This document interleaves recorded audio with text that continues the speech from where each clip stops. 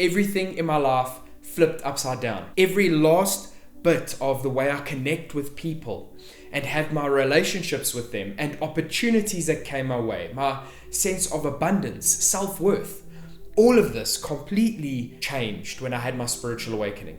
That was 5 years ago. I kind of wanted to make this video to show people what they can expect throughout the journey of the spiritual awakening, and at the same time have a commemorative honoring of the shift that happened in my life that's literally changed the trajectory of everything. Now, there are a few stages that I've been through that I wanted to document and have been since my awakening, and I wanted to share them with you today.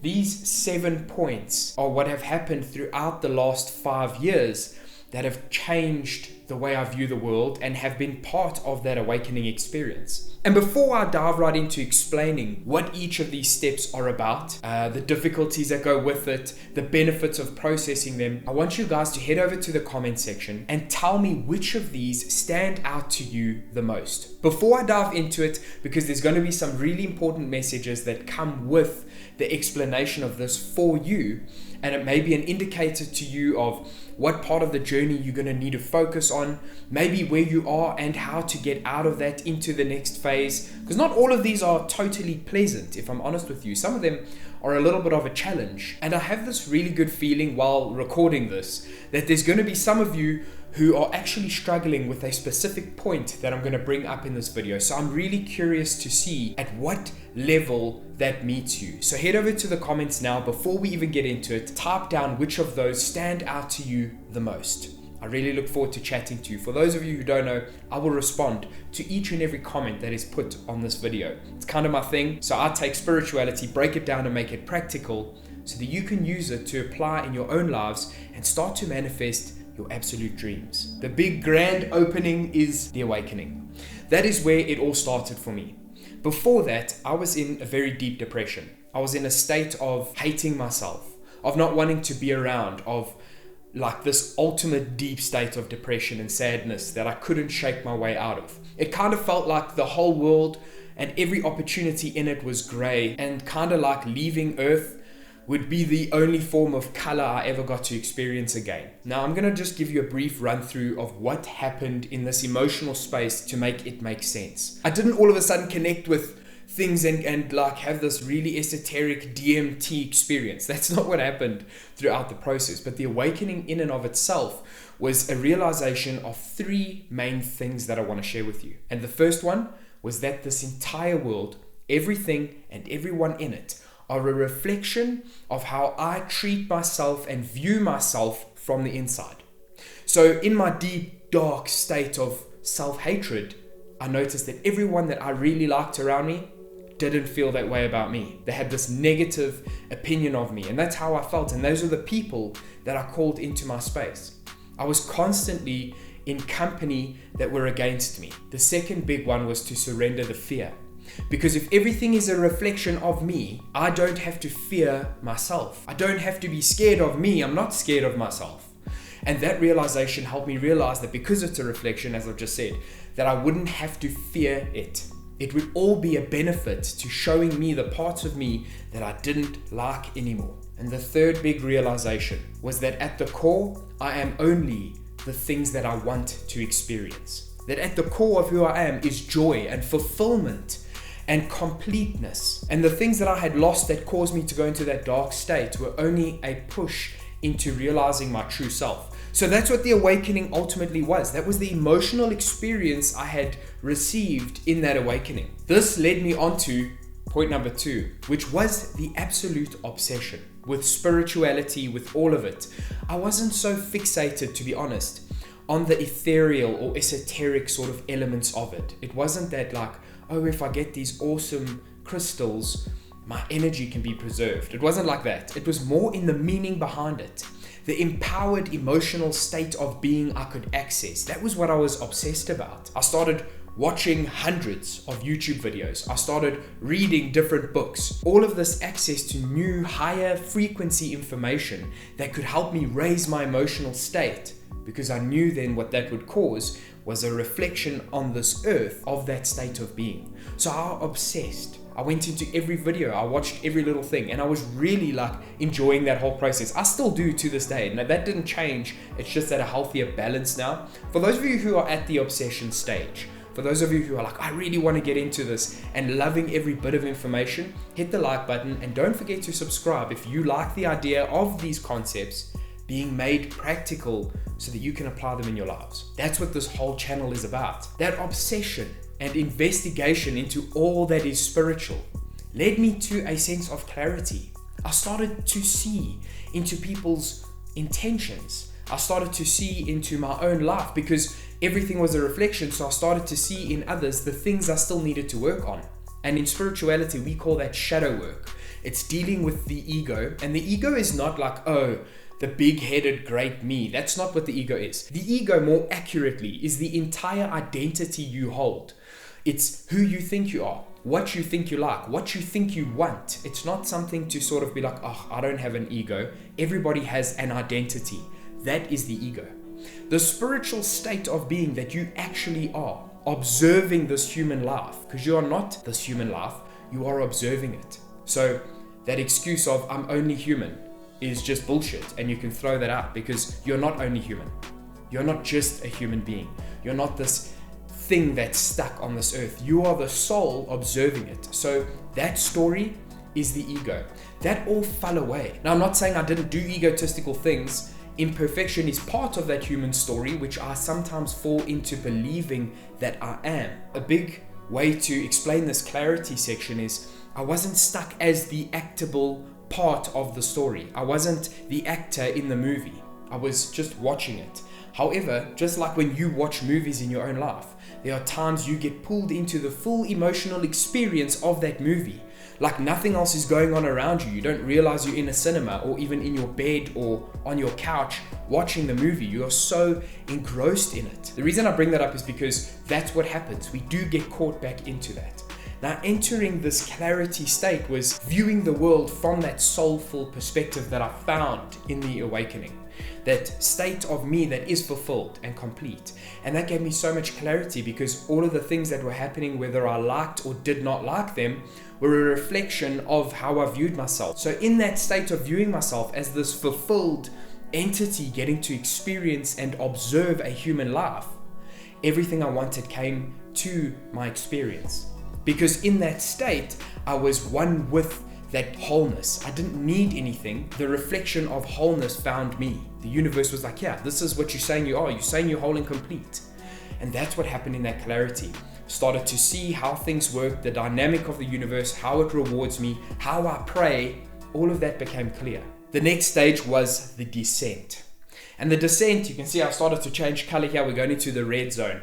What sort of started to happen, this was about 2 years after the Awakening, was a sort of floating back down into getting caught up in the egotistical things that happen in the world. It was a state of knowing what I truly was as the spiritual entity, but I couldn't hold on to all of those awesome things that helped me stay in that light space. And for those of you who are scared of this, going through it, or didn't know about this, it's not something to fear.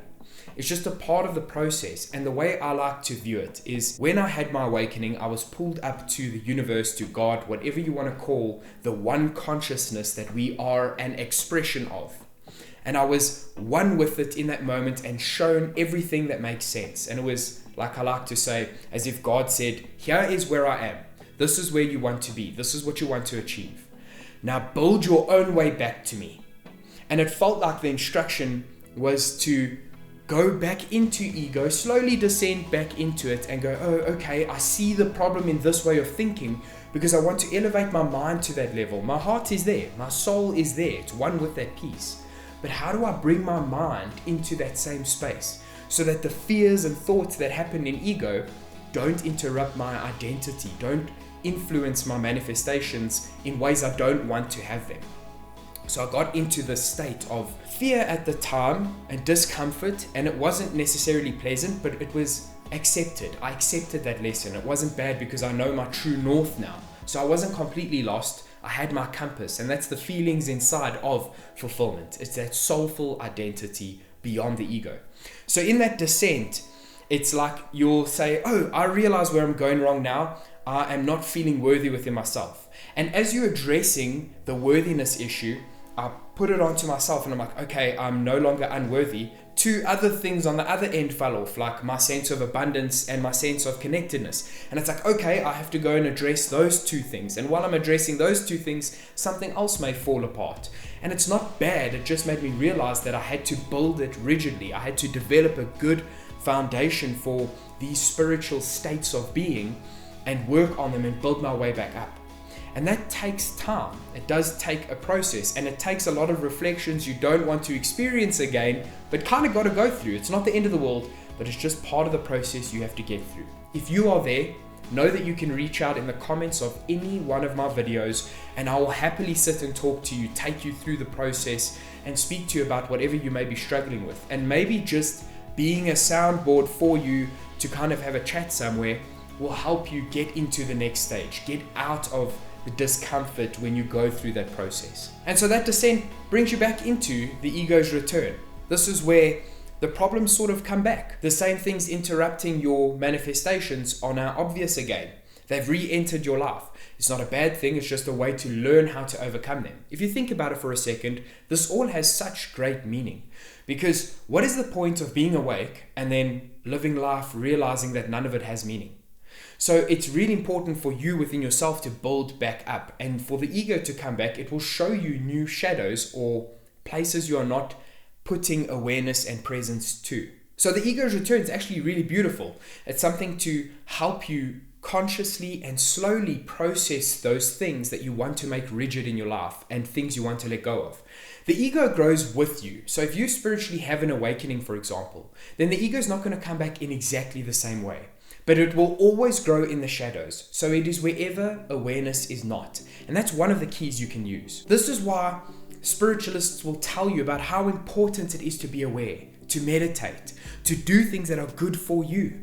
Because they realize in that they expand awareness, and that will show them the small places where ego can get back in. And they deal with that. So the ego comes back in the places you're not focused. If you go out with a bunch of friends, and you go to have a great evening to chat to people and connect, you might feel yourself being pulled into the conversation and wanting to add your 5 cents and have everyone laugh and join in that energy. Your intentions might be good, but just the desire re-entering your life is a form of ego coming back. It's where the ego goes, oh, hold on, I want to be heard. My story needs to be recognized. I need to be appreciated and acknowledged. These are the sort of things that start to happen. For me, that took about 3 years, and the ego had returned. And not in full force, and I haven't lost sight of that true spiritual identity, which helps me navigate the new egotistical lessons. And to be honest, I'm actually at a point now where I know it's going to happen, and I have so much peace with it that I invite it in. I'm like, come on in, ego, show me what I need to deal with next. Your ego is not your enemy.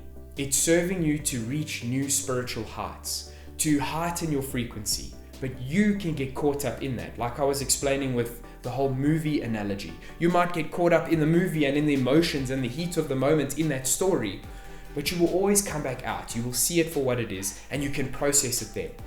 And once you become used to this constant flow that you will be in of things coming back, we deal with them, we raise our frequency, that is where you get into the rebuild. So this whole rebuilding element is where you start to get that strong foundation and climb back up to that good feeling of the awakening. Abraham Hicks calls it the vortex, and it's a state of self so incredible, so aware and energetic. You can feel yourself vibrating on the goodness that is within you because you become aligned with it. So the rebuild allows you to do that. That's a phase you go through that I'm actually still going through. It's something I'm really enjoying actually, is building back new concepts. And part of that rebuild is figuring out what is going to help you propel to the next level. By the way, if you're enjoying this so far and don't want to miss another video where I take these spiritual concepts and show you how to actually apply them in ways that make sense, that aren't just about ethereal concepts, don't forget to hit the subscribe button. I'd love to chat to more of you and build this community where I know you guys, where I speak to you, where I have these conversations. Go take a look at my old videos. I always respond. So what this rebuilding element eventually starts to ask you is, how do we do this at a higher level? How do we make this happen faster and more efficiently? And what you'll find is, it's when you share it with other people, you slow it down enough for yourself for it to have to form into words, that you realize that intense energy. And that's point number 7. You sustain your growth through sharing. Now, if we could take a look at the Bible, for example, the first and greatest commandment is the cross, right? So the whole cross, what it means is love God above all and your neighbor as yourself.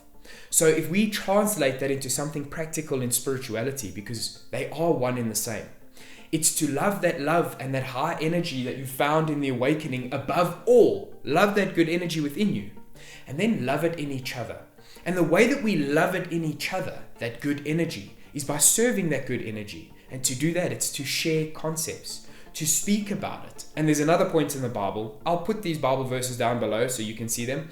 There's one that says, where 2 or more are gathered in my name, that is where I will be, or that is where I am. And the beautiful meaning behind that is that God is, or this good energy is, where 2 people are gathered in that name. It also works for bad energy. Where 2 people are together complaining, then problems will arise. Problems exist in complaints. But where 2 people are gathered talking about spiritual evolution and advancing your spiritual frequency or vibration, whatever language you use isn't really important, but the meaning behind it.